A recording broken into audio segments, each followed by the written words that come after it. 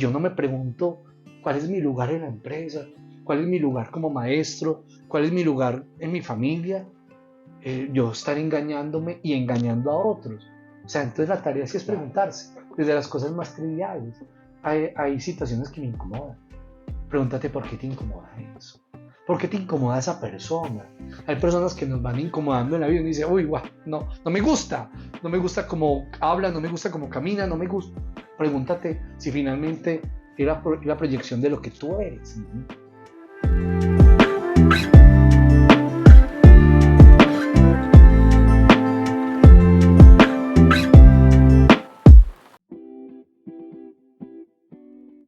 Esto es La emoción de liderar. Te habla Gabriel Vázquez. Mi propósito es fortalecer el liderazgo en el ser y el hacer de las personas y las organizaciones, para impactar en su bienestar y su calidad de vida. Organizaciones y personas más conscientes de sí mismas que se hacen cargo de lograr los resultados que desean.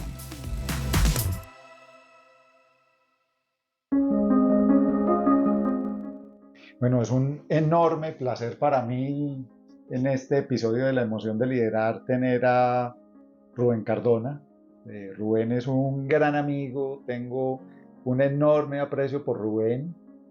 Siento que Rubén en su historia profesional y personal pues ha tenido equipos que ha podido acompañar y también Rubén es un testimonio mismo de su capacidad de liderar, por eso estoy muy contento de tener a Rubén hoy aquí en este espacio. Rubén, ¿cómo estás? Gabriel, un saludo a ti y seguramente a todos los que nos escuchen hoy o en un futuro. Estoy contentísimo de estar acá, es un placer poder compartir, creo que la vida misma, ¿cierto? Poder plasmarla en una conversación, proyectarla, revisarse, es maravilloso estar acá. Bueno, y para quienes no te conocen, ¿quién es Rubén? Rubén, ¿quién es Rubén? Soy un hombre de pueblo, nacido en el eje cafetero, de una familia muy hermosa, sencilla, amorosa. Hace quizás más de 20 años me vine para acá, para Antioquia, a buscar nuevos caminos, a abrir horizontes y me enamoré de esta región. Me enamoré de su estilo, de su historia, de su proyecto y acá configuré, con la ayuda de mi Dios, una hermosa familia. Soy papá de dos hermosos hijos, Jacob y Samara. Apenas estoy empezando la tarea, de 5 años Jacob y de 3 años Samara. Los amores de mi vida junto con mi esposa Juliana, que me dan motivo e inspiración en la vida. Tengo 4 hermanos, 3 hermanos, perdón. Somos 4 hijos de unos papás hermosísimos. Mi papá ya hace 4 años descansa en la gloria de Dios y mi mamá ahí sigue acompañándonos en este camino. Me ha gustado la formación humana, la he amado, la he valorado. Soy formado como licenciado en Filosofía y Ciencias Religiosas, esa es mi formación de base. Posteriormente estudié una maestría en Filosofía y hace algunos años me doctoré en Filosofía. Es decir, toda la reflexión filosófica me ha acompañado en la vida y he caminado con ella. Soy un docente de colegio y también de universidad. Actualmente estoy trabajando en la Universidad Pontificia Bolivariana, En Medellín. en Medellín, Medellín, Colombia, profesor de filosofía, por supuesto, pero también he acompañado procesos directivos, desde el liderazgo del área, desde la dirección académica, de la coordinación de primaria y preescolar, y también en ese ejercicio he acompañado unos procesos de pregrado en la Facultad de Filosofía, y actualmente estoy acompañando un proceso de posgrado con la Facultad de Educación y Maestría.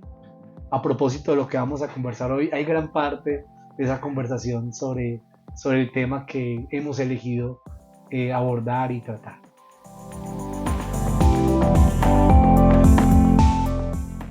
Muchas gracias, Rubén. De hecho, decirte que estoy muy contento porque esta es la primera entrevista que vamos a tener en La emoción de liderar y también porque es desde tu mirada ir al fondo, a lo profundo de la filosofía y esa mirada del ser humano trascendente para ir a llevarlo al hacer. ¿Cómo es que aparece? ¿Cómo es que ese espíritu, esa alma, esa mirada del ser humano aparece con fuerza en el hacer? Y cuando yo te preguntaba, Rubén, de qué hablábamos, tú me dices, ¿y qué tal si hablamos del cuidado de sí? y a mí me pareció impactante porque después de cruzar una pandemia, después de tener las situaciones que tenemos hoy de salud mental en las organizaciones y en las familias, y este mundo tan frenético en el que hoy vivimos, cuando tú me dijiste el cuidado de sí, a mí la verdad me pareció fascinante, Rubén. Cuéntanos entonces de tu mirada, ¿qué es eso del cuidado de sí? Gabriel, antes de dar una precisión, yo creo que hoy no vamos a dar tantas definiciones, seguramente sí, pero mi gran apuesta es, por supuesto, hacer una reflexión epistemológica, pero sobre todo vital de lo que significa el cuidarse de sí. Pero quiero iniciar esta bonita conversación reseñando dos frases. Yo soy el amigo de las frases. Dice Ana, seguramente nos acordaremos de esta conversación desde las frases. Eh, Cien años de soledad, una obra capital, importantísima, de nuestro premio Nobel de Gabo, Gabriel García Márquez. Hay una frase de ese texto que a mí me conmueve y seguramente ya el vínculo con el cuidado así. Y así comprendió que el secreto de una buena vejez no es otra cosa que un pacto honrado con la soledad. El secreto de una buena vejez no es otra cosa que un pacto honrado con la soledad. Creo que el cuidado así va muy asociado con los pactos honrados que tenemos con nosotros mismos. Pactos desnudos, sensibles, sencillos, honestos, coherentes. Esa frase quiero enmarcarla como parte de la reflexión inicial. Y hay una frase de Mario Mendoza, también escritor colombiano, en una obra muy conocida, Satanás. Los invito a que se acerquen a este gran escritor. Y hay una frase sencillísima pero contundente, porque la vida se nos va haciendo rostro, porque la vida se nos va haciendo rostro. Y yo creo que ineludiblemente el cuidado así también está vinculado con la manera como yo me proyecto. Dice Martin Heidegger que cuando más te escondes es cuando tú más apareces. Ah, esa frase me pareció contundente, Rubén. Cuando más te escondes es cuando tú más apareces. Y hay un asunto que también dice Federico Nietzsche, hablar mucho de sí mismo es una manera de ocultarse. Lo que yo quiero señalar es que finalmente la vida se nos va haciendo rostro en la manera como yo me cuido, me reconozco, me valoro, me valido, me acepto, me afronto, me enfrento, asumo mis dolores, pero también asumo las transiciones y las transformaciones. El cuidado de sí es decir, es toda una reflexión epistemológica, antropológica, sociológica, filosófica, que nos va a ayudar un poco a entender quiénes somos nosotros y cómo nos queremos proyectar. Ajá. Rubén, ¿y cómo este asunto del cuidado de sí, cuando has tenido oportunidad de acompañar estudiantes en el aula o cuando has tenido oportunidad de acompañar a otros maestros, cómo observas tú que ese maestro cuida de sí o que ese estudiante cuida de sí? Mira, Gabriel, ahorita antes de esta conversación estábamos teniendo una muy buena conversación. Yo creo que el cuidado así en el aula, el cuidado así liderando un equipo de maestros, el cuidado así en las relaciones, incluso familiares, tiene que acontecer desde una importantísima realidad. Y es que yo tengo que aceptar mi realidad, amarla y validarla para validar al otro y reconocer al otro. Pero yo en esta reflexión, yo creo que nosotros no podemos ver a los estudiantes y a los compañeros solamente como unos sujetos productores de saber o como resultados de un ejercicio exclusivamente noológico. Yo creo que acá hay seres humanos que sienten, que padecen, que sufren, como diría Miguel de Unamuno, seres de carne y hueso. Y entender eso es demasiado importante. Mira, Gabriel, en esta reflexión yo quiero hablar de un importante teórico, mucho, mucho, mucho, de Michel Foucault. Michel Foucault tiene una obra y los invito a que la lean. Es una obra muy densa, pero es maravillosa. Se llama La hermenéutica del sujeto. Quizás él nos da unas, no, pinceladas, no, nos enseña de manera muy clara y estructural cómo cuidarse. Esta obra, La hermenéutica del sujeto, es una obra muy bella porque finalmente es una conversación que él tiene en el Cours de Francia, en París, y esa conversación tan bella de unas clases que da de manera genuina, inédita, finalmente se configura en un texto que sale en el año 1981-1982. Pero lo que hace Michel Foucault es volver a las raíces griegas, a la reflexión de Ujú. Sócrates, de Platón, de los estoicos, de los epicúreos, y retomar de allí una cantidad de elementos importantes para el ser humano, que después son traspolados, actualizados a nuestra realidad. El cuidado de sí, si me permiten, desde él quiero hablar del cuidado de sí.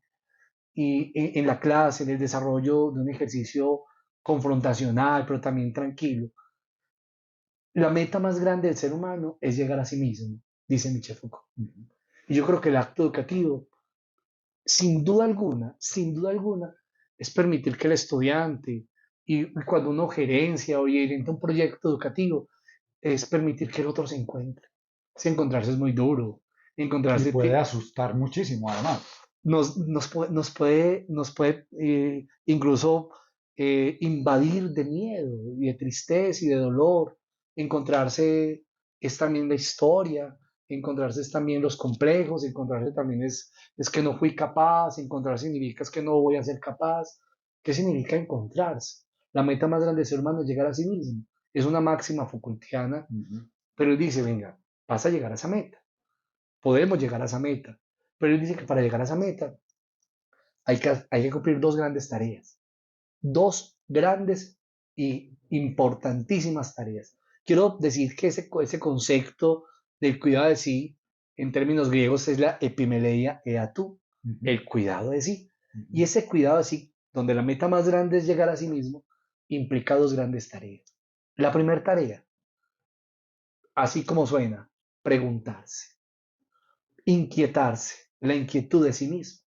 Y el preguntarse lo que sea, preguntarse el hoy, el preguntarse el futuro, el preguntarse el ayer, el preguntarse de mi situación, el preguntarse de mi familia.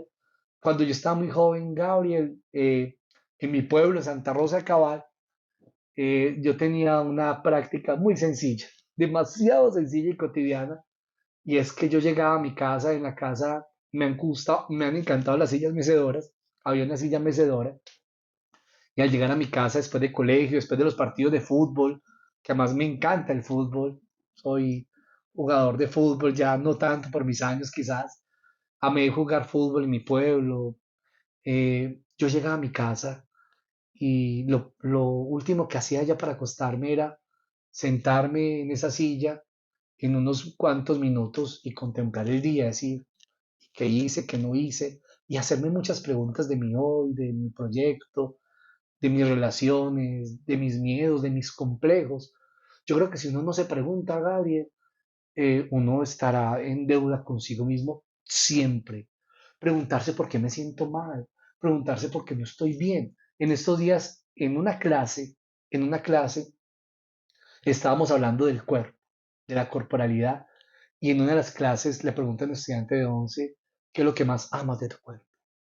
Y él me queda mirando, su Sí, muchacho, me queda ajá. mirando muy estremecido y me dice, profe, no quiero nada de mi cuerpo. Wow.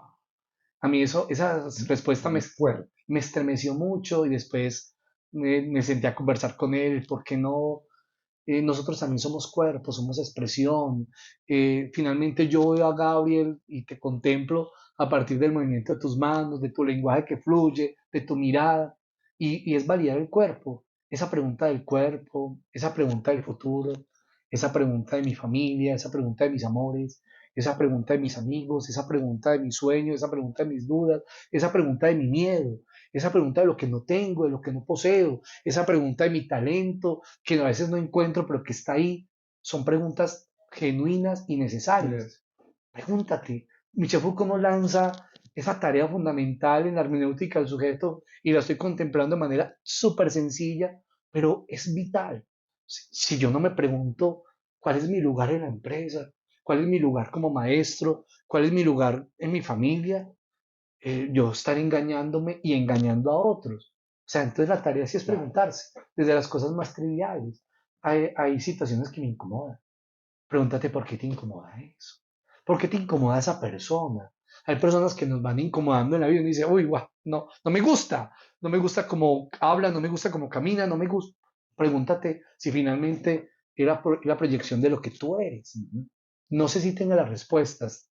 Claro, es que Rubén, a mí lo que me gusta que nos traes aquí en la emoción de liderar es que andamos es dando respuestas, es decir, parece ser que nos pagan y nos piden que tengamos una respuesta, o sea, dame una solución. Es más, muchos líderes dicen, no, tráigame soluciones, no problemas. Y menos lo van a decir, tráigame soluciones, no preguntas. Y lo que nos estás contando aquí es la fuerza y la capacidad que puede tener el ser humano para encontrar un lugar en el mundo a partir de saber qué pasa en sí. Cómo, bueno, y nos acabas de pintar esta imagen bella de que estás en una mecedora allá en tu casa en Santa Rosa, pero ¿cómo aprendiste a hacerte preguntas, Rubén? ¿Eso cómo se hace? Ay, no, Gabriel, eso es una cosa, es una pregunta muy buena. A propósito de las preguntas, en la siguiente, yo me crié, así lo voy a decir, como decimos en los pueblos, me Ajá. crié en una cultura muy cercana. Ujú. De Santa Rosa de Cabal en los años 90, 80, yo nací en el año 79, tengo 43 años, Años. pronto voy a cumplir 44. El vínculo era muy estrecho con los abuelos y yo me crié en la casa de mi abuelo, Luis Carlos. Wow. Mi abuelo murió exactamente de 100 años y 6 meses. Mi abuelo era el hombre más sabio, más tranquilo, un campesino, aguerrido, amoroso. Ya los últimos pues, años vivió ya con sus hijos, algunos hijos ya en el pueblo, en Santa Rosa de Cabal. Pero ese abuelo, la figura de mi abuelo era una figura para contemplar. Era un hombre tranquilo, recio, pero amoroso al mismo tiempo. Y es un hombre que nos invitaba a inquietarnos del sueño de nosotros, del estudio de nosotros, del proyecto mismo, de preguntarnos cosas desde lo cotidiano. De hecho, nos hacía preguntas, él y mis tíos y mi papá y mi mamá, por supuesto. Pero yo creo que es un asunto que anida en la casa, que anida en el lugar. Y a los papás que puedan escuchar esto, a los profesores, a los líderes, tan bueno preguntar, incluso a nosotros mismos para el otro, ¿estás bien? ¿Cómo te sientes? ¿Cómo te proyectas? ¿Qué deseas? Esas preguntas genuinas surgen en el seno de un hogar que permitía el encuentro. Toda la noche nos encontramos, éramos una familia muy religiosa a partir de un momento espiritual, pero también después de ese momento espiritual surgían las mejores y más llamativas conversaciones y los encuentros con la guitarra, porque me encanta la música, el encuentro de jugar el parqués, el encuentro del dominó, el encuentro de la conversación tan bella y tan genuina nos generaba ineludiblemente preguntas de la vida, de nuestro lugar. Entonces fue allí creo que en ese seno, y por supuesto, ya posteriormente mi estudio, mis deseos, me fueron generando muchas más dudas y preguntas. Ahí René Descartes del siglo XVI, siglo XVII, saca, René Descartes fue un teso además, saca su gran duda metódica y nos dice dudemos de todo lo que existe, dudemos de nosotros incluso, preguntémonos porque tras de la pregunta surgirán quizás algunas respuestas, pero podremos incluso confrontarnos y eso es importante. O sea, porque hay un asunto, Gabriel y queridos amigos, y es que cuando yo me complazco plena y absolutamente en la historia, y no doy pasos para transformarme, para cambiar, para mejorar. Cuando yo me instalo en la historia de manera definitiva y absoluta, yo ese día voy muriendo y muero lentamente. Hay una frase de Gabriel Zubiri que me gusta mucho, filósofo español, que la repito mucho, Gabriel, yo creo que me la he escuchado 30.000 veces o Y a más. mí me encanta oírla siempre, Rubén. La manera de ser siempre el mismo, no siendo nunca lo mismo, es la esencia de la biografía. La manera de ser siempre el mismo, no siendo nunca lo mismo, es la esencia de la biografía. Es decir, ese es Rubén con una identidad, pero que se transforma todo el tiempo. Pero eso ineludiblemente se genera a partir de la inquietud, de la pregunta, de quizás no estar conforme con algo y decir, esto lo puedo mejorar, o lo puedo transitar a otro camino, o lo puedo dejar así como está quizás, pero con otras comprensiones. Eso quizás sea importante entenderlo. Entonces la tarea fundamental, primera, pregúntense. Preguntarnos cosas desde lo más trivial, desde lo más cotidiano, hasta lo más trascendental y lo más profundo. Desde la muerte, desde la trascendencia, desde la vida, desde los hijos, cosas tan tesas.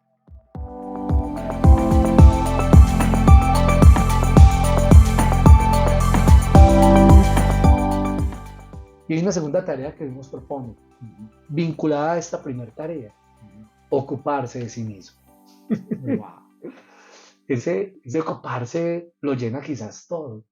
Lo que pasa es que nos han enseñado en esta cultura, lo hablábamos ahorita, a ser muy rápidos, a ser exitosos, a tener aplausos, a tener títulos, a ser reconocidos. No estoy diciendo que eso no sea importante. Si quizás la búsqueda sea esa, pues maravilloso, hazlo y encuéntrala y reconócela y habítala. Lo que sí no está bien, pienso yo, es que no te ocupes de ti, porque finalmente hay sueños que se van aplazando, hay deseos que no se conquistan, hay historias de mi biografía que son importantes, que yo las potencie, que las coloque en la zona más mayúscula de mi historia y sustantiva y diga, esto vale la pena hacer. Mira, ocuparse de sí mismo significa, ahorita lo hago con Gabriel, ¿qué me gusta a mí, Gabriel? ¿Qué me saca un poco del estrés? Me encanta tocar la guitarra, me gusta la música, me gusta leerme un buen libro con, acompañado de un buen tinto, tomando agua, viendo un atardecer. Eso me encanta. Ujú. Me encanta hacer deporte, salir a trotar para pensar más cosas o sencillamente dejar que fluya el día. Y me encanta ineludiblemente fundamentar la vida desde lo espiritual. Eso me gusta mucho. Incluso siento que cuando olvido una de esas cosas, por supuesto, como que algo no encaja en mí. Ocuparse de sí también significa validar la historia de familia y amarla. Pero también ocuparse significa donde estoy hacerlo muy bien y hacerlo con amor y con entrega. Pero yo quiero decirles algo y sugerirlo y retarlo a los que me están escuchando en este ocuparse de sí mismo. Miren, ¿qué es lo que más los hace felices? Permítame la pregunta, la quiero hacer. Borges termina su historia con una sentencia muy fuerte para la humanidad, para él mismo. He cometido el peor error que uno puede cometer en esta vida. No he sido feliz. Yo no sé si el tránsito sea la felicidad. Aristóteles decía, definía la felicidad con una expresión griega muy bella, eudaimonía, Ajá. eudaimonía, Mira, que significa buen espíritu, buen espíritu. Es decir, la felicidad está vinculada con las personas que tienen buen espíritu. Y yo creo, en términos muy paisas, quien tiene buena vibra, ¿no? Hay personas que te una conectan, buena una energía. buena energía que usted dice, tan bacano, Ujú. me generas empatía, me generas felicidad. No sé si les ha pasado, para mí me pasa regularmente. Y en el aula de clase lo he sentido mucho con estudiantes, Ujú. en la sala de profesores con compañeros, en la parte directiva cuando acompaño personas. Hay personas frustradas, tristes, melancólicas, que incluso se ocupan todo el día de trabajar, pero no de vivir. Y yo creo que ese es el gran grito que mucha gente está hoy deseando gritar, excusen la tautología y la redundancia, ese es el gran grito que mucha gente está deseando gritar, y es que yo quiero dedicarme a cosas para mí. Yo quiero el viaje que me he soñado, yo quiero sencillamente tener una tarde entera para dormir, yo quiero sencillamente escuchar la música que deseo, yo quiero ir al gimnasio porque es que yo lo quiero ir, quiero hacerlo, pero no ocuparse de sí mismo significa literalmente una sentencia de muerte. Este, Rubén, ahorita tras bambalinas me contabas que alguna persona a sus 30 años dice, ¿y cuándo será que me pensiono? ¿Sí? ¿Cuándo será que me retiro? Eh, ¿Cómo desde ese cuidado de sí, cómo acompañar a este ser humano que también lo decíamos, puede ser completamente genuino, tratar de encontrar ese lugar, no solamente es un lugar exterior, es un lugar sobre todo interior, que estoy tratando de identificar cuál es, pero que no lo logro. En ese cuidado de sí, si alguien nos está escuchando que está en esa situación, tú como líder educativo, eh, ¿qué le pudieras decir a esa persona, Rubén? Gabriel, mira, eh, yo, yo quiero hacer una aclaración muy importante en esta pregunta tan vital. Es una pregunta muy confrontacional. Muchas gracias, Gaby, por hacerla. Miren, todos los seres humanos, todos los seres humanos, pues nacimos. Es un asunto radical. Ujú. Habitamos la historia. Y todos los seres humanos vamos a morir. Es un asunto radical. De hecho, la muerte tiene una cantidad de comprensiones, de miradas, desde lo finito, desde lo infinito. eh, Filósofos, teólogos, de las distintas religiones, desde las distintas corrientes sociológicas, se ha contemplado esa reflexión de la muerte. Eh, lo que yo siento es que lo que nos hace diferentes en este tránsito es estrictamente el sentido, la manera como yo conciba este vivir. La palabra existir es una palabra muy bonita. De hecho, hay una corriente filosófica muy fuerte a nivel contemporáneo llamada el existencialismo. Existir significa salir de sí mismo. Wow. Salir de No sí mismo. sabía que era así, Rubén. Salir de sí Salir mismo. de sí mismo. Durante mucho tiempo nos contemplamos quizás de una manera muy endogámica, es decir, nosotros mismos, y está bien contemplarse. Por supuesto que está muy bien, pero no está tan bien que yo me encierre en mí y no contemple otras posibilidades y no salte y no proyecte y no busque y no conquiste. Les quiero incluso retar preguntando algo. Si estás tras tus sueños, estás en el lugar y estás buscando la felicidad, ¿de qué manera lo estás haciendo? O la tranquilidad o la paz. Esa persona que me decía cuándo me voy a jubilar, por supuesto que es una reflexión cercana, amistosa. Yo pensé muchas cosas. La primera es que, ay, qué pereza vivir aburridos, la historia. Aunque Nietzsche dice que, como vivimos de manera tan intensa la vida, no tenemos ni tiempo ni para la pereza, ni para el aburrimiento. En una obra que se llama Humano, demasiado humano. Y son dos emociones, Sí, además, la pereza y el sí, aburrimiento. sentir aburrimiento es natural. ¿Quién no siente un aburrimiento? Hay estudios científicos que señalan que los domingos de la tarde, antes de empezar a lograr, y cuando terminan vacaciones, ese festivo antes de empezar a trabajar, generan cosas a todos. Eso es natural. Permite que eso fluya de manera genuina, tranquila, incluso reposada. Es que es normal. Ya se acabó, digamos así, la condescendencia del tiempo donde yo podía alargar el sueño o el deporte o hacer mis cosas. Y hay una agenda. Pero escuchen esto, tan importante la agenda. Ustedes se imaginan la vida sin rutina. Nosotros necesitamos estructuras, tan válido la estructura, que eso sí, no nos someta, pero tan interesante que tengo este orden para desayunar, para almorzar, para comer, para trabajar, para estudiar. La vida también se compone de esas estructuras, incluso Michel Foucault las propone, se ha dicho que él es también estructuralista, pero lo que yo quiero señalar con la pregunta que me haces y rememorando la frase de aquella persona, debe ser muy triste y debe ser muy caótico a la vez pensar que la vida tenga sentido por la jubilación. Uh-huh. O sea, la vida no tiene sentido por eso, porque además cuando ya nos vayamos a jubilar, yo creo que ojalá lleguemos allá, estaremos un poco más cerca de morir. Y no hay problema, moriremos. Pero la diferencia será el sentido, la intensidad, el propósito que le da la vida misma, el ocuparse de sí mismo. Yo aspiro, me faltan unos 20 años para 18, 19 años para pensionarme, pero yo aspiro que cuando llegue ese día, pues siga viviendo con mucha intensidad, con mucho amor, con mucha alegría, asumiendo mis errores, transformándolos, reconociéndome como un hombre de carne y hueso, con mis miserias, pero reconociendo que la vida tiene un propósito. Permítame señalar un texto muy bello a propósito de ocuparse de sí mismo, lo recomiendo. Antes de decir adiós, Susan Spencer, Antes de decir adiós, es un libro muy bonito. Es una mujer periodista judicial que se encuentra que se queda sin movimiento sus manos, sus pies, y entonces va donde el médico y le dice, no, es que usted tiene esclerosis múltiple. Y ella entra en una crisis, por supuesto. La vida de ella está perfecta, armónicamente perfecta. Uh-huh.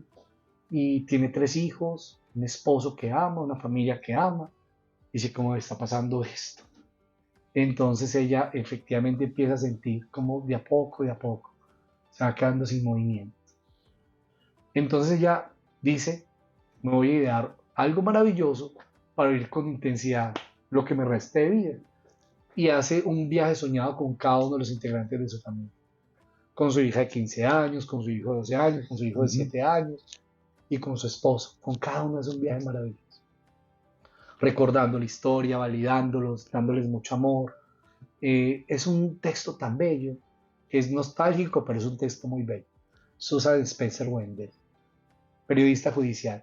Pero ella se va quedando sin movimiento y en una de las conversaciones de familia le dicen, pues mamá, te estás quedando sin movimiento, mamá, pronto vas a morir. Y ella responde algo tan sencillo pero tan bello. No me he ido aún. Tengo el día de hoy, tengo mucho que dar. Wow. Decir, este es mi hoy, mi hoy. Claro. Y permíteme. Siento que trae presencia. O sea, estoy en el aquí, en el ahora, no estoy ocupada en qué va a venir después, porque lo que tengo hoy es todo. Por supuesto. Ajá. Qué bello eso, Gabriel. Y amigos, los que nos escuchan. Y a propósito, hay una sentencia en el libro de Meditaciones, siglo I de Marco Aurelio, una cosa a mí me sorprende, es sencilla, pero es sorprendente. Él dice Marco Aurelio, emperador romano, que decide irse a una isla y escribe ese libro en una isla, Meditaciones, lo recomiendo también esa obra, dice, lo único que nos pertenece, lo único es el presente. Este es mi aquí Y y mi mi ahora. ahora. No tengo otro, no Ujú, tengo otra opción. Entonces vivir a conciencia mi hoy, ujú, este momento. Porque entramos, seguramente Gabriel, tú manejas a profundidad estas reflexiones, pero cuando nosotros nos vamos al futuro de manera tan radical, entramos en ansiedades. ujú. Incluso cuando nos quedamos replegados al pasado, entramos también en profundas tristezas, quizás por deudas. Pero si asumimos este hoy, es ocuparnos de nosotros Ujú. mismos con conciencia, con sentido, con propósito. No me he ido aún, tengo el día de hoy y tengo mucho que dar. Es decir, este rato que estás viviendo, que yo estoy viviendo, pues dale sentido. Desde el amor, desde el encuentro, desde la proyección misma, desde lo que quieres estudiar, desde el lugar donde quieres viajar. Tengo una amiga que ahorita va de viaje a un lugar soñado, va de viaje y me decía antes de salir, ay Rubén, estoy tan feliz, soñé este proyecto, voy con mi familia, ahorré todo el año para hacer este viaje, ay, tan feliz. No, este año no ahorré desde hace años y me voy feliz por este viaje y voy a disfrutarme a mi esposo, a mis hijos, a mi mamá, si lleva a su mamá. Yo dije, qué bacanería. Es decir, estás viviendo intensamente esto y lo puedes proyectar. Entonces, el ocuparse también significa pues, validar lo que hoy tengo, lo que soy, lo que amo, lo que siento y también proyectarlo de una otra manera. Claro.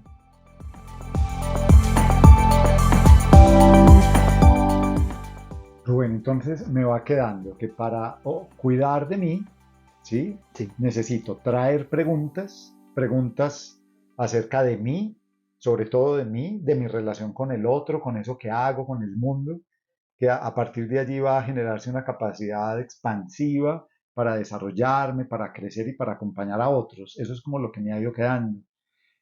La segunda me la recuerdas, Ocuparse de sí mismo. ocuparse de sí. Y ese ocuparse de sí lo entiendo también como poderme integrar, verme como un todo, entrar no solamente en el disfrute de aquello que amo, pero también de aquello que puede incluso ponerme en el aburrimiento. Es decir, integrar todos esos elementos de manera que como que la pregunta sea una especie de faro, como una especie de linterna que va abriendo el camino, y este segundo componente de ocuparse de sí lo entiendo como que va en ese hacer Por supuesto, para que vaya construyendo, por supuesto. ¿cierto? Así es. Así es. Así es, Gabriel, y me parece muy bello lo que dices para ya complementar un poco lo que estoy señalando, en ese ocuparse que quiero ampliarlo un poco, Ujú, ocuparse de sí mismo. Es que yo creo que nos dedicamos a tantas cosas, estamos tan distraídos, estamos ujú. con tanta dispersión, dice Byung-Chul Han, Chulhan. en el aroma del tiempo, que cuando todo es importante, todo pierde importancia. Es decir, todo se vuelve tan importante y tan urgente y tan prioritario y tan perentorio y tan necesario que finalmente desfallece lo importante. Yo creo que en la vida sí hay que hacer jerarquías en las ocupaciones, Ujú, que es lo primero, que es lo segundo, que es lo tercero, que es lo cuarto. Hay que hacerlo por el bien tuyo, por el bien de los otros, por el bien de la empresa. Y permítame, yo lo vinculo a la vida pues, empresarial, a la vida laboral. Yo creo que uno no puede llegar a hacerlo todo a la vez. Eso nos desgasta y además nos genera una cosa que se llama estrés. Y el estrés genera una cosa horrible, dramática en el ser humano y es que lo paraliza. El estrés no hace otra cosa sino paralizarnos. Pero cuando tú decantas las cosas y dices esto es lo primero, esto es lo segundo, el nivel de importancia. Y además quiero señalar una cosa en ese ocuparse y es que yo no puedo trabajar al día, perdón, pero no es así. ujú, Yo tengo que trabajar sobre proyectos y sobre ujú, propósitos. Y tengo que trabajar sobre metas y decir, voy allá y voy a llegar allá y como trazo el camino para llegar allá. ujú, Y entonces voy dando este primer paso, ese segundo paso y jerarquizo. Si me permiten, ujú. es un ejercicio de abstracción, de relación, de lógica también, de epistemología, pero también un asunto vital y existencial. Lo digo allá en el trabajo, pero también lo digo en la vida cotidiana y lo digo también en la familia. Eso tiene que ser. Y en ese ocuparse de sí mismo, vuelvo a Foucault, vuelvo a Foucault. Eh, Foucault leyendo a Sócrates, filósofo griego. Recordemos que Sócrates no escribe nada. Quiero hacer una aclaración. Sócrates tiene muchos discípulos, entre ellos Platón, entre ellos Alcibiades y otros tantos, pero él inspira la escritura, él inspira la composición de muchos textos. Y hay un texto que se atribuye a él, que se llama la Apología de Sócrates. Foucault vuelve a ese texto, de hecho a muchos textos, muchísimos. Quiero volver a la obra original de esta conversación, a la hermenéutica del sujeto. Y en una de las lecciones, él dice que Sócrates en su vida se encuentra con tres ideas sustantivas, tres prerrogativas filosóficas muy importantes. Y quiero detenerme un poco en esto tan importante para señalar cómo ocuparse de sí mismo. Eso que encuentra Sócrates en su vida lo trae Foucault a la vida contemporánea.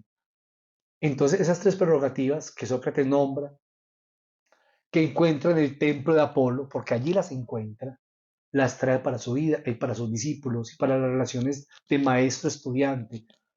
La primera prerrogativa filosófica, presupuesto filosófico, idea sustantiva, es el medenagán.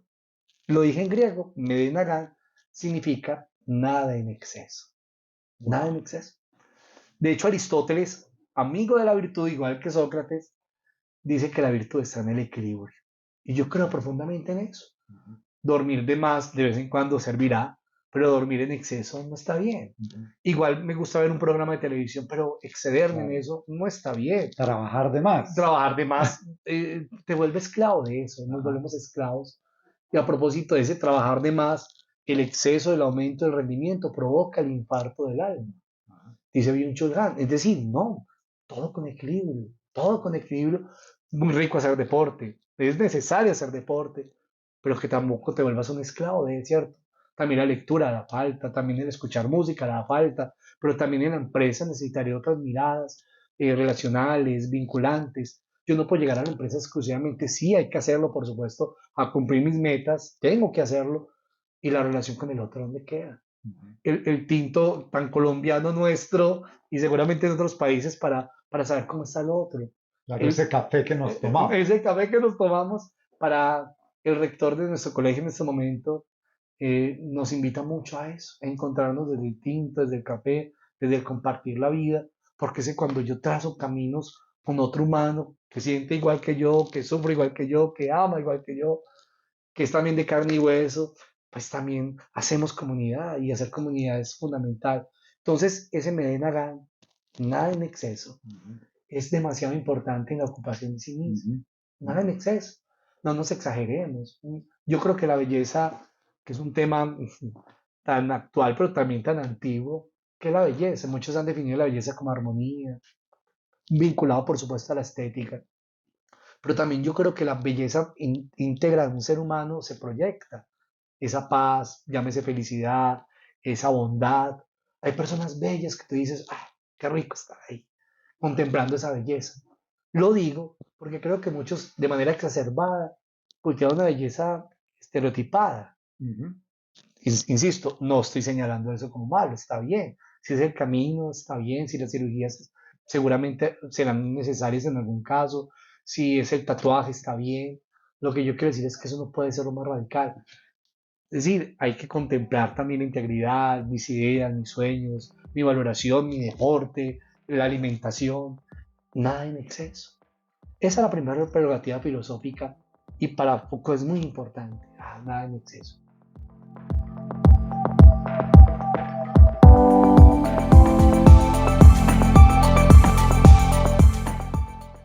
Segunda prerrogativa filosófica, las ege. Ege, Rubén, que es esa palabra tan rara. Explícanos. Las cauciones de ser cauto, de ser cauto. En que hay que ser cauto, en que hay que ser precavido. Y Sócrates le da una pista muy grande a Foucault. En todas las obras de Sócrates, pues, escritas por sus discípulos, él nos enseña que hay que ser cauto y hay que cuidar tres cosas muy importantes. Primer cosa, la verdad. La verdad como desvelación del ser. Hay una expresión griega, aletheia, significa desvelar el ser. La verdad como cuidado de la coherencia. Yo creo que ser coherente es muy importante. Es que si te equivocas, tú te puedes equivocar, pero podemos decir con sinceridad me equivoqué. Es más, puedes ofrecer perdón. Yo también, ¿cuántas veces no nos hemos equivocado? ¿Cuántas veces no podemos decir estoy cansado, estoy fatigado, o no quiero más, o no puedo más? Eso también es sencillamente humano. Morir solo es terrible cuando uno se falla a sí mismo, dice Maribel Cruzado. Entonces, ser coherente con nosotros. Y eso es un asunto de las cauciones, de ser cauto, cuidar la verdad. En la relación laboral sí que es importante, porque a veces hay tensiones que se generan, necesarias tensiones, porque la vida fluye así, pero tan interesante decir al otro, no me gustó eso, pero cómo podemos compaginar y cómo podemos transitar para estar tranquilos, para estar bien, para mirarnos a los ojos con respeto, para configurarnos bien en la empresa. La verdad como camino de honestidad, la verdad como camino de transparencia. Una persona que es honesta, lo aprendí en el centro con mi papá, es una persona que genera confianza. Ese es el primer cuidado, cuidar la verdad. Es decir, yo me proyecto como una persona coherente. Pero hay que cuidar otra cosa, dice Sócrates y Foucault la retoma, hay que cuidar la razón. Es decir, lo que piensas, mis pensamientos, mis ideas. La palabra idea, eidos, figura, forma o esencia, ideas, lo que tengo en mi cabeza. Porque finalmente la idea va proyectando lo que tú eres. Tus pensamientos son muy importantes. De lo que termines pensando, terminarás actuando y viviendo. Y decidiendo. Y decidiendo además, sí, Gabriel, así es. O sea, cuidar lo que piensas, cuidar tu razón, cuidar tu reflexión, y además yo creo que hay que hacerlas. Ahorita te decía una frase de Pedro Cerezo Galán, en un artículo llamado Los tres paradigmas del pensamiento español, Pedro Cerezo Galán.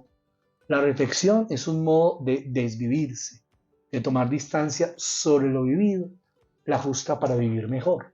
La repito, la reflexión es un modo de desvivirse, de tomar distancia sobre lo vivido, la justa para vivir mejor. Claro. Y mira, Rubén, cuando tú me dices eso, yo siento que el mundo organizacional típico y tradicional juzga que la reflexión es una pérdida de tiempo, ¿sí? Dado que no está generando un resultado en términos de calidad, productividad, qué sé yo. El costo entonces de no tomar distancia es que no me estoy repensando, probablemente estoy enfocado en un resultado, persisto en él, siento que me genera malestar, pero ahí seguimos. El no desprenderse de allí, el no desvivirse, tendría un gran costo en los seres humanos, en su trabajo. Al final de cuentas, sí, Gabriel. Sí, porque estaremos actuando de manera automática, robotizada, como quizás este mundo nos lo está enseñando. Y resistir no significa también decir, paremos. Paremos la pausa. Tuve un momento muy particular siendo director académico del colegio. Hace algunos años estábamos debatiéndonos con transformaciones, con transiciones, con semestralizar, con currículos integrados vinculados a la vida universitaria.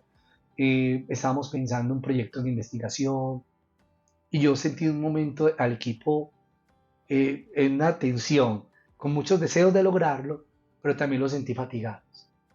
Entonces dije, paremos para que nos desvivamos un momento, para que tomemos posturas, para que digamos y nos ideamos la manera de irnos a una especie de retiro.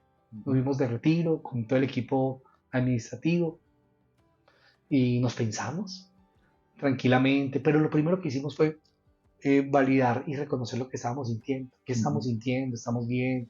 ¿Estamos mal? ¿Qué hemos logrado? ¿Qué nos falta por lograr? ¿Cómo podemos cerrar? ¿Qué paso tenemos que dar? Con pausa. Fue un encuentro tan maravilloso. Validar y reconocer lo humano. Nos desvivimos un poco, lo justo para vivir mejor. Y yo creo que eso nos inyectó de fuerza, de ánimo, de sentido, de coinonía, de comunidad.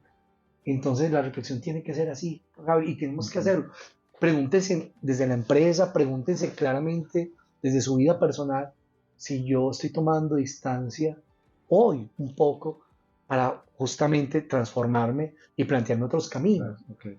Entonces la razón planteada por Sócrates es muy interesante y asumida por Foucault, pero que estamos aplicando a la vida empresarial, a la vida laboral, un momento a la vida personal, un momento para parar y para proyectar, y sobre todo para una cosa que se nos ha perdido hoy profundamente, es para darle sentido. Démosle sentido a esto. Porque a veces en la empresa cometemos un gravísimo error, y es que hacemos cosas que no tienen sentido y nos fatigamos y llenamos el formulario y el formato y volvemos a hacerlo y repetimos una cosa 30.000 veces. Cuando lo pudiésemos hacer de una manera más integral, O tal vez no hacerlo. uno hacerlo muy bien y ya, y parar y porque este esfuerzo no lo concentramos en eso que sí queremos lograr. Claro, Y si lo concentramos en esto, seguramente los resultados y los frutos serán más efectivos para la empresa, para nosotros mismos, incluso estaremos más descansados claro, y más tranquilos. claro.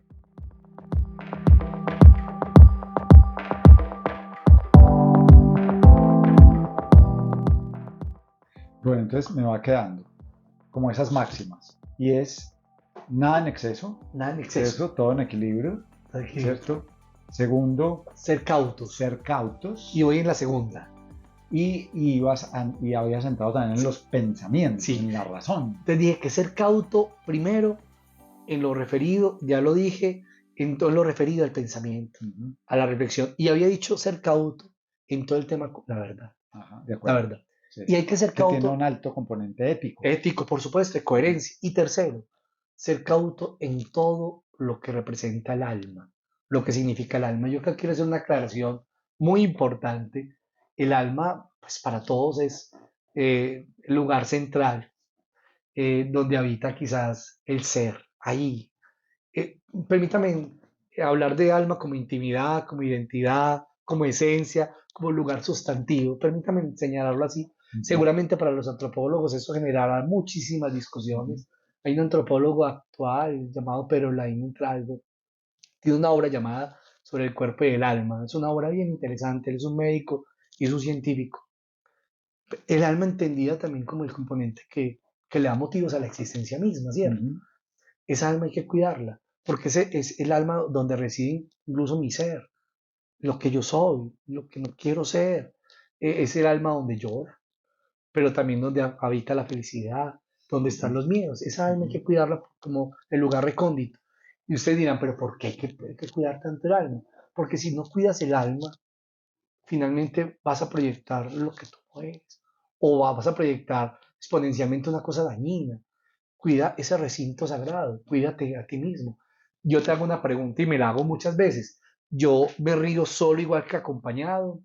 Yo me dejo modificar por otros, porque otros piensan de manera fuerte y entonces eso cambia lo que yo siento, lo que yo quiero. Y yo creo que en la vida hay cosas que son innegociables. Y se vuelven innegociables porque son parte de mi ser, porque es mi vida misma.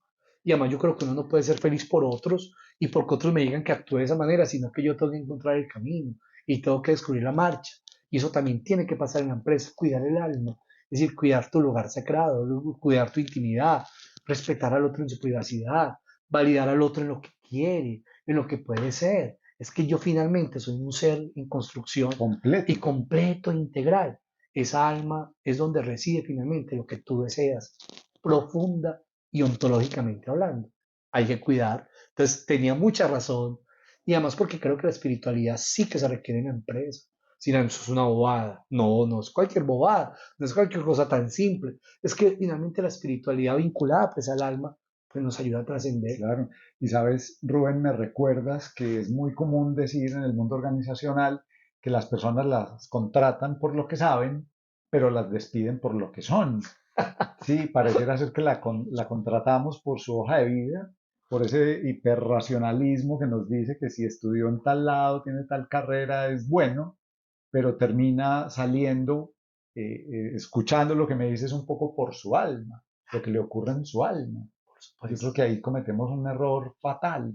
Y también creo que el mundo organizacional también en los últimos años ha ido permitiendo que hablar del espíritu sea posible, que hablar del alma sea posible. Eso antes, esta administración ochentera, muy fundada en los ejercicios de estrategia y de la guerra, pues ahí el alma no tenía cabida. Ahora, no tenía cabida, pero estaba. Que es que esa es una absoluta contradicción y yo creo que esa mirada nos fue llevando a un agotamiento brutal. Por eso te quiero agradecer que pues hoy traigas el alma y el espíritu como elemento central de cuidarse a sí mismo, pero al mismo tiempo de lograr los resultados que uno quiere para sí mismo. Qué bello eso, Gabriel. Mira, es que el alma, permítame llamarlo de esta manera también, muy filosófica, hablemos de esencia. Ujú. Palabra desde la metafísica aristotélica, de Parménides también, pero también que ha transitado en muchas reflexiones de muchas personas, la esencia, aquello por lo cual tú eres lo que eres y aquello sin lo cual tú dejarías de ser lo que tú eres. Ujú. Esa es tu esencia Esa es tu y se esencia. permítame decirlo como alma. Y Ajá. finalmente, en este mundo un poco acelerado, maravilloso también desde muchas posibilidades científicas, tecnológicas, desde tantas transformaciones incluso culturales, porque también quiero validar lo bonito de esta historia humana hoy, pero también tan rápido, tan acelerado, tan lleno de un problema mental, de salud mental de tanta gente. Necesitamos personas que reposen, porque finalmente tú eres la forma como tú te concibes y como te relacionas con el otro. Claro, de Eh, acuerdo. y eso también reside en tu ser, en tu esencia, en lo que tú amas, en lo que tú eres. Esa alma hay que cuidarla y cuidarla como el mayor tesoro. Claro. Incluso cuidar el alma de quienes están conmigo, porque difícilmente voy a cuidar la mía si yo no veo la de los demás. Tan bello es Ujú. así, cuidarla, cuidar la intimidad del otro. Ujú. Y acá quiero permitirme señalar una palabra muy sencilla, pero creo que también en ese cuidado del alma está la lealtad. La lealtad y la intimidad con el compañero, de cuidar su hijo. Es que finalmente, y voy a decir esto también muy administrativamente, pero lo voy a señalar, es que finalmente tú terminas administrando como tú vives y tú terminas haciendo cosas gerenciales como tú concibes tu ser. Claro. Así tú te quieras escapar de eso, pero finalmente si tu vida es desordenada, si tu vida está muy desarreglada, si tu vida opera rápida y de manera rauda, así terminarás administrando. Cuando, claro, casi que es tú vas a liderar como cuidas de sí. Así es. Así es. Es una muy buena frase como que sintetiza como esta conversación. Es que administro como yo me concibo, como yo me amo, como yo me acepto o Como yo me veo. como yo me veo. Claro. Y entonces por eso cuidar el alma. Entonces ese ser cauto, ese segundo presupuesto significa cuidar pilas, cuidar la verdad, cuidar la razón, los pensamientos y cuidar el alma. Y hay un tercer presupuesto que nos enseña Sócrates, que es asumido por Foucault, que me parece muy importante, que sintetiza todos los anteriores, el notice datum, conócete a ti mismo. Muchos han señalado que es de Sócrates, pero es tomado de la cultura griega, del templo de Apolo, del oráculo de Delfos. Y cuando Sócrates encuentra esa frase para su vida, le impresiona, le impacta, y dice, ¿cómo yo me conozco? Y cómo conoces, incluso acá, permítame señalar unas preguntas. A propósito de las preguntas iniciales, ¿conoces tus miedos? Es válido aceptarlos. Es que los podemos conocer. ¿Conoces tus complejos? También es válido. Conoce aquello que te hace fuerte. Conoces tu talento. Conoces tu proyección o qué quieres proyectar. Ese conocerte a ti mismo implica un camino, como la frase de Foucault, la meta más grande es llegar a sí mismo. Es un camino expedito, pero fuerte a la vez, lleno de aristas. Y ese conocerse es un camino de toda la vida. En la empresa sí necesitamos, incluso personal, pero también de manera social, la empresa, cómo identifica la manera como se conoce, cómo reconoce su grandeza, qué es lo mejor que sabe hacer esa empresa, qué es lo mejor que sabe hacer ese equipo, porque eso también implica conocerse. A veces terminamos haciendo de todo y no hacemos nada. Y entonces Claro. conocerse significa también a nivel empresarial y a nivel de la relación con el otro, que sabemos hacer muy bien. Esto lo sabemos hacer muy bien. Claro. Y sobre eso hay fortalezas, hay capacitaciones, hay cualificaciones. Ahorita en un lugar de tanta competitividad, donde estamos en un mundo tan global, que es lo que mejor sabemos hacer. Y resuena eso en mí, Rubén, porque una de las capacidades o competencias esenciales de la inteligencia emocional está justamente ahí, y es qué concepto tengo de mí, y difícilmente voy a poder lograr resultados con otros si yo no me conozco a mí mismo. Por eso me gusta decir que la inteligencia emocional no está de moda, nada, estaba ya planteada en sus orígenes desde el Grecia antiguo, en la medida en que ya allí se decía conócete a ti mismo. Tan bello. Rubén, ¿nos falta alguna premisa? No, voy a recapitular Ajá. esos tres presupuestos filosóficos que retoma Foucault, Ajá. que lo señalé pues, con todo el sentido, digámoslo así, a propósito del cuidado de sí. Él nos enseña, me den hagan nada en exceso. Ajá. La cegué, ser cauto en la verdad, en la razón y en el cuidado del alma. Y finalmente el no te sea todo, el conoces de ti mismo. Esos tres presupuestos los retoma, por supuesto, Foucault y los potencializa y los maximiza. Yo quisiera añadir quizás algo en esta conversación y yo creo que ya, pues, como recapitulando todo lo que hemos venido hablando. Finalmente el cuidado de sí es el pastorearse a uno mismo. Y ese pastorearse significa amarse, validarse, reconocerse. No hay problema que nos equivoquemos. No hay ningún problema. Es que somos seres humanos. ¿Qué tal? ¿Qué tal ser tan perfectos? ¿Qué tal ser tan determinantes en la perfección misma? No. Lo bonito es historias que vamos y regresamos. Ahorita incluso compartía con Gabriel una reflexión de Giancarlo Melis definiendo un poco la vida. La vida es multiforme, la vida es deslineal, la vida es irregular, la vida es seguirse a sí mismo sin tregua. La sabiduría del incierto, Giancarlo Melich. ¿Qué tal si entendemos que la vida es multiforme, que la vida es irregular, que la vida es deslineal? Porque nosotros nos han enseñado, escúcheme lo que voy a decir metafóricamente, 2 más 2 es 4, irregularmente, a veces no puede ser 4, a veces puede ser menos 1, o a veces puede ser más 20. La vida es una cosa sorprendentemente hermosa, pero también la vida tiene sorpresas que yo voy construyendo y que voy configurando. Entonces, en ese cuidado sí también date la posibilidad de la incertidumbre. Es que no todo tiene respuesta. Claro. Y no todo lo tienes. Es que nos han enseñado a tener dogmas, verdades ya definitivas y absolutas. Y nos han enseñado incluso a caminar sobre una línea y esa línea va ascendiendo de manera progresiva. Y si te digo que no hay tal línea, sino ¿Qué pasaría? ¿qué pasaría? Y si Claro. te digo que si eso es sorprendente, si una cosa surge nueva, y si te digo que no hay respuestas y que quizás hay que buscar algunos caminos, ¿qué pasaría si eso pasa? Claro. Entonces permítete también en el cuidado así acontecer en la sorpresa y en la incertidumbre.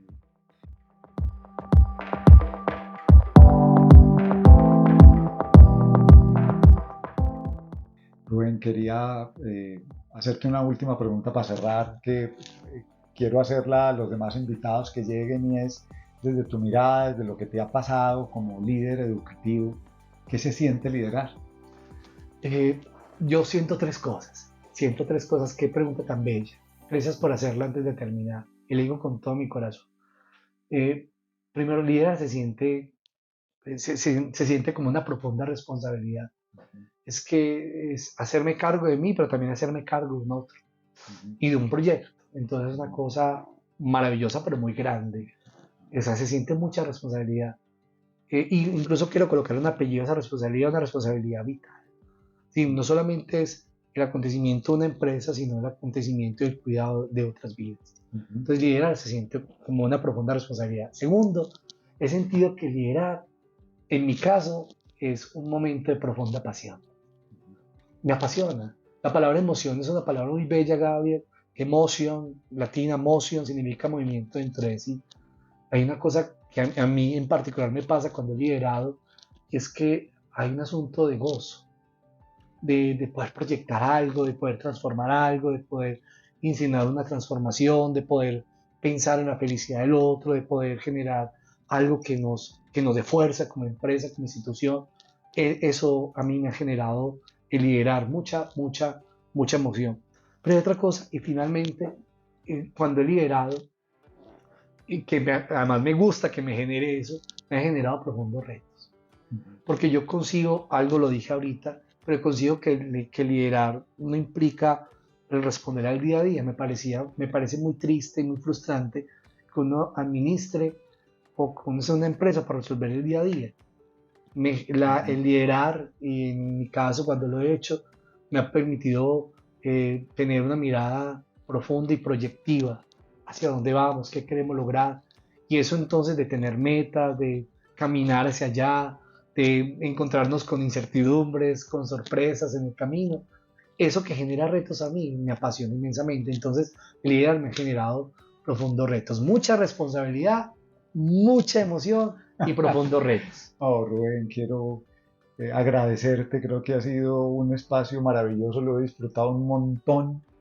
el mundo organizacional clásico se ha olvidado, creo que nos hemos olvidado del mundo de las ideas, del para qué, de cómo cuido de mí.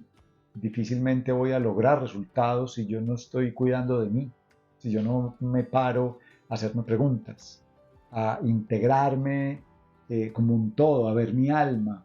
O sea, todo lo que nos has planteado, Rubén, yo creo que está en esta línea de liderazgo consciente y te lo quiero agradecer profundamente, Rubén. Ay, Gabriel, con todo el amor, quiero contarles a los amigos que seguramente nos escuchen que es la primera vez que yo hago un podcast. Estamos igual. He estado en otros escenarios, quizás me han invitado a una conferencia, a dar una charla, pero es primera vez y lo estoy haciendo en el lugar donde reside mi alma, porque este lugar lo amo profundamente, como la familia que es ese lugar. Entonces me siento cómodo, estoy tomando un tinto, me estoy tomando agua, estoy sentado en un sofá conversando de algo bello, tranquilo, pausado, desde lo que he configurado, también desde mis miedos y mis posibilidades. Entonces esta conversación ha sido para mí sanadora, reveladora y me impulsa incluso a pensarme desde los proyectos que quiero para mi vida. Genial, Rubén. Y para mí ha sido profundamente inspiradora, te lo quiero agradecer. Creo que le da mucho sentido a por qué este podcast de la emoción de liderar. El ser y el hacer del ser humano en el trabajo, de manera que podamos tener cada vez más mejor bienestar y mayor calidad de vida.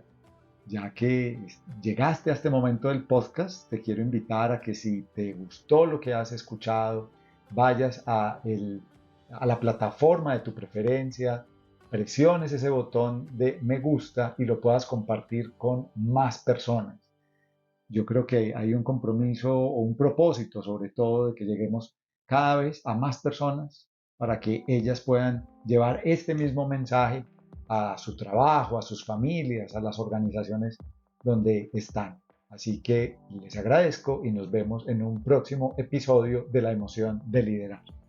Un abrazo del alma, que mi Dios los bendiga y a seguir soñando los proyectos del alma y del cuidado de sí. Un abrazo.